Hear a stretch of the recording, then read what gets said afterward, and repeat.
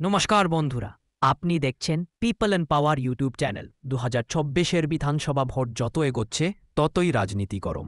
আজকের ভিডিওতে আমরা আলোচনা করব এমন 10টি বিধানসভা আসন নিয়ে, যেগুলোতে হবে হাড্ডাহাড্ডি লড়াই এবং যেখান থেকে বদলে যেতে পারে গোটা রাজ্যের হিসেব। বিজেপি, টিএমসি, সিপিএম বা আইএসএফ কে দখল নেবে এই হটসিটগুলো এক ঝলকে দেখে নিই। আমাদের চ্যানেলে নতুন হলে অবশ্যই চ্যানেলটি সাবস্ক্রাইব করুন এবং পাশে থাকুন। চলো শুরু করি। আমাদের প্রথম আসন নন্দীগ্রাম, পূর্ব মেদিনীপুর। শুভেন্দু অধিকারী বনাম মমতা ব্যানার্জি। 2021-এর পর আবার কি হবে মহারান? শুভেন্দুর আসন ধরে রাখা চ্যালেঞ্জ, আর তৃণমূল চাইবে ফিরিয়ে নিতে হারানো গৌরব। বামেরাও চাইবে এই নন্দীগ্রামেই আবার শিল্প ফিরিয়ে আনার দাবি তুলে লড়াই দিতে। তবে হাড্ডাহাড্ডি লড়াই হবে খুবই। তবে এইবার সম্ভাবনা বেশি তৃণমূল এর দখলে যাবে এই আসন। আমাদের দ্বিতীয় আসন ভাঙ্গড়, দক্ষিণ 24 পরগনা। আইএসএফের অন্যতম ঘাঁটি, আব্বাস সিদ্দিকির দলের পরীক্ষার মঞ্চ।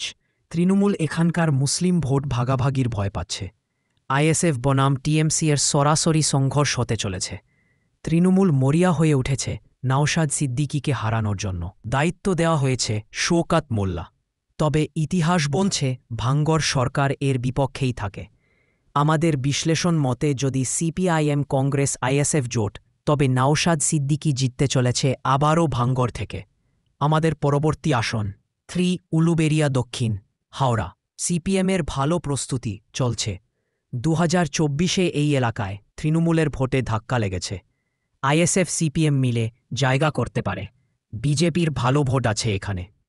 অর্থাৎ ইসএফ তৃণমূলের মুসলিম ভোটে থাবা বসাবে নিশ্চিত। তবে তৃণমূলের মার্জিন কমলেও তৃণমূল এই আসন জিততে চলেছে। পরবর্তী আসন এইবার 4 বেহালা পূর্ব। একদিকে বিজেপির শহুরে আগ্রাসন, আরেকদিকে টিএমসি এর পুরানো সংগঠন। নাগরিকদের অভাব অভিযোগ এখানে বড় ইস্যু হতে চলেছে।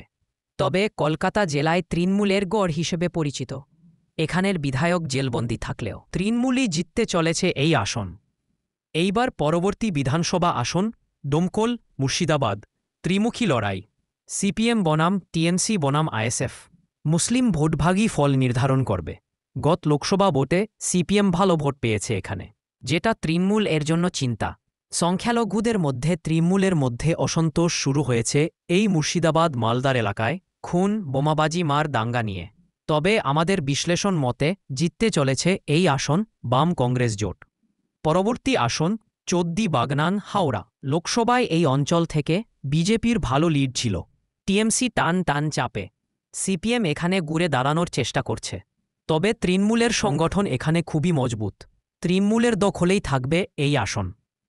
পরবর্তী বিধানসভা কেন্দ্র 7 গোপীবল্লভপুর, জঙ্গলমহল, পশ্চিম মেদিনীপুর।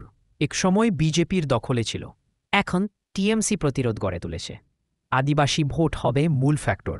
তবে বিজেপির দখলে যেতে চলেছে এই আসন।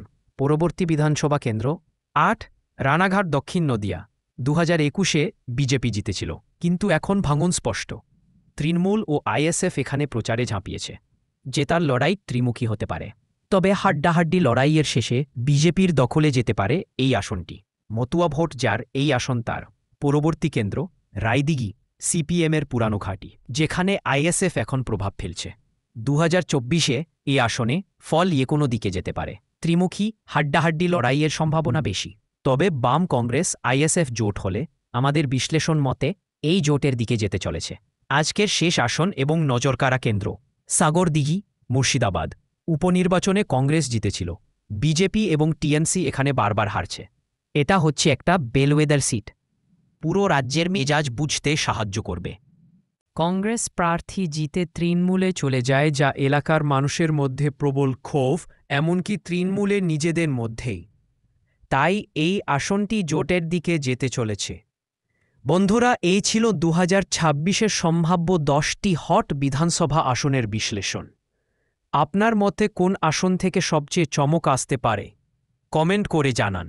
ভিডিওটি ভালো লাগলে একটা লাইক দিন, আর পিপল অ্যান্ড পাওয়ার চ্যানেলে সাবস্ক্রাইব করুন, কারণ আমরা বলি মানুষের কথা সাহসের সাথে।